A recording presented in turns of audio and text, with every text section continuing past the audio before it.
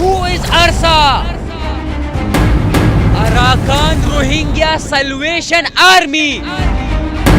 अताउल्ला अबू अमर का अरसा से क्या ताल्लुक? बर्मा में सदियों से मुसलमानों पे जुल्म हो रहा है क्योंकि मुसलमान वहाँ की अकलियत कम्युनिटी है, लेकिन बुत मत का गवर्नमेंट हमेशा मुसलमानों को नुकसान पहुँचा रहा है। मुसलमानों की नकल व हरकत पर पाबंदी, मुसलमानों की इबादत पर पाबंदी, मुसलमानों की बस्तियों को जलाना,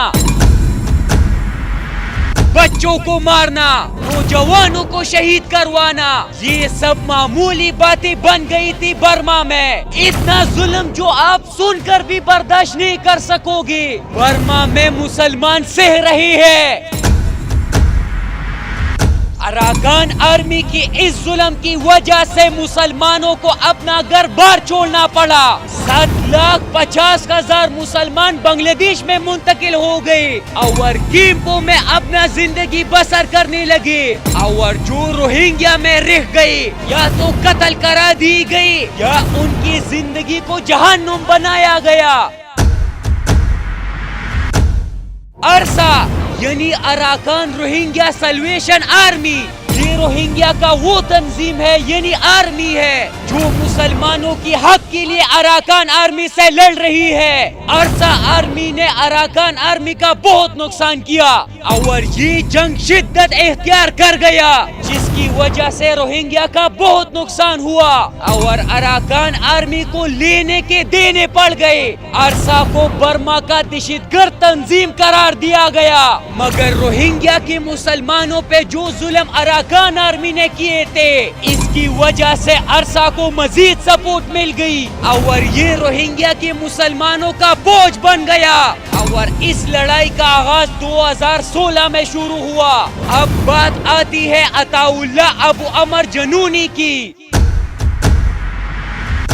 अताउल्ला अबू अमर कौन थे और इसका अरसा आर्मी से क्या ताल्लुक है? तो मेरी एक बात याद रखना, अताउल्ला की एक अपनी स्टोरी है। अताउल्ला अबू अमर पाकिस्तान के कराची शहर में पैदा हुए थे। अताउल्ला अबू अमर का खानदान 1960 में रोहिंग्या से कराची आया था, जिस वक्त रोहिंग्या में मुसलमानों पे बहुत जुल्म हो रहा था। इसके बाद उसका खानदान सऊदी अरब मुंतकिल हो गया, जो मुसलमानों के लिए एक मुकद्दस और अहम मुकाम है। मक्का में अबू अमर के खानदान ने इस्लामी तालीमात देने के लिए मदरसा कायम किया, जिसमें उनकी मजहबी रहनुमाई मजीद मजबूत हो गई। अताउल्ला ने मक्का के एक मदरसे में अपना तालीम हासिल किया, जहाँ से उनकी मजहबी तालीम का आगाज हुआ। इस तालीम ने उसको एक रहनुमा बना दिया, जो रोहिंग्या कम्युनिटी के लिए एक सरप्राइज से कम नहीं था।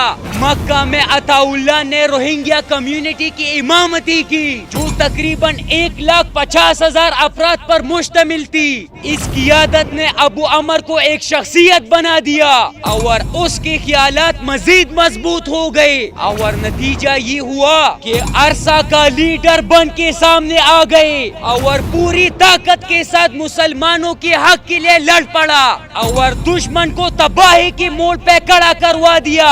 उसने मुस्लिम दुश्मन पर कोई तरस और रहम नहीं किया और उनकी जड़ें काटना शुरू कर दिया। इस वक्त रोहिंग्या मुसलमानों को एक उम्मीद मिल गई। 2017 से इस जंग का आगाज हुआ और म्यांमार तबाही के रास्ते पे गामजन हो गया। रोहिंग्या की मुसलमान अताउल्ला को एक मसीहा मानने लगे और मुसलमानों के दिलों में उतर गया। हजारों मुस्लिम दुश्मनों को मौत के घाट उतार दिया और बर्मा में तबाही मच गई और इससे रोहिंग्या की मुसलमानों की जिंदगी को एक उम्मीद मिल गया। अराकान रियासत पर हमले, म्यांमार के सरहदों के चेक पोस्ट पर हमले, मतलब अराकान रियासत के हालात اور خراب ہو گئی اور انہوں نے عرصہ پر دہشت گردی کا الزام لگا دیا۔